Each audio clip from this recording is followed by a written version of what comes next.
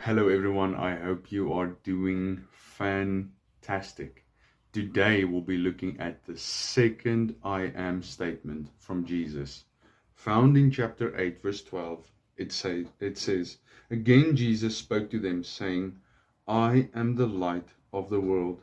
Whoever follows me will not walk in darkness, but will have the light of life."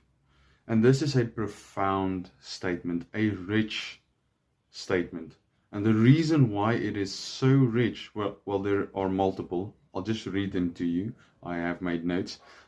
Jesus claims to be the exclusive source of spiritual truth and moral clarity. So Jesus exposes sin in order to help you get you to a point where you understand a need for a Savior and then to turn from Him. Yes, this is done by the Holy Spirit through the light of Christ.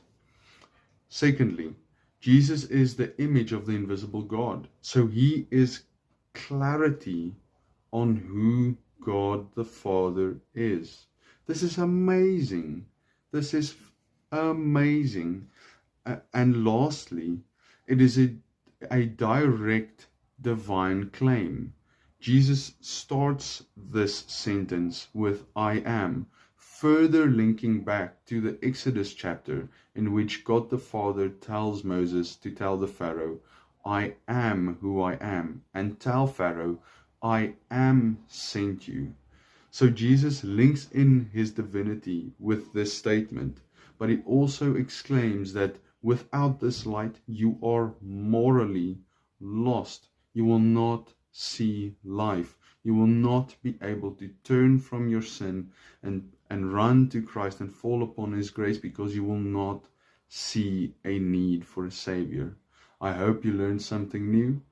Have a good one. Drop a like, drop a comment, and please subscribe. Thank you.